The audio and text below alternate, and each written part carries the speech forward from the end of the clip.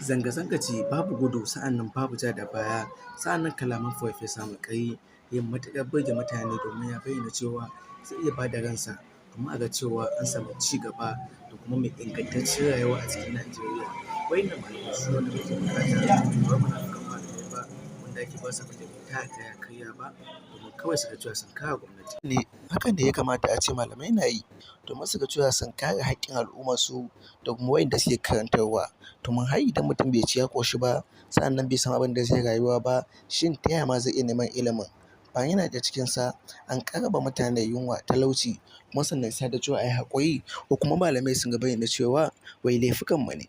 Shin ƙasashen da ke aikata laifi wanda ya fi namu su me ya sa ba su shiga cikin ƙangin rayuwa irin namu ba?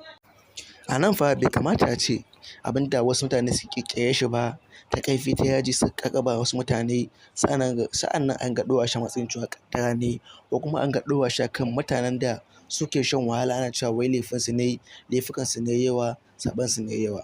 Amurka, Ingila duk ba su yi musu saɓo ba. Akwai ƙasashe da dama a Larabawan nan, mutane da dama wanda sun tattaka musu saɓo wanda ake yi ma a bayyane, amma su ba sa cikin ƙangin rayuwar da muke. Kawai shugabanninmu ne azzalumai, sa'annan kuma doka kan doka malamai kan kare su ta hanyar ɗora mana laifin da ya kasance ba namu ba. Akwai dai Allah, kuma sannan Allah zai sakayya kan duk abin da aka yi.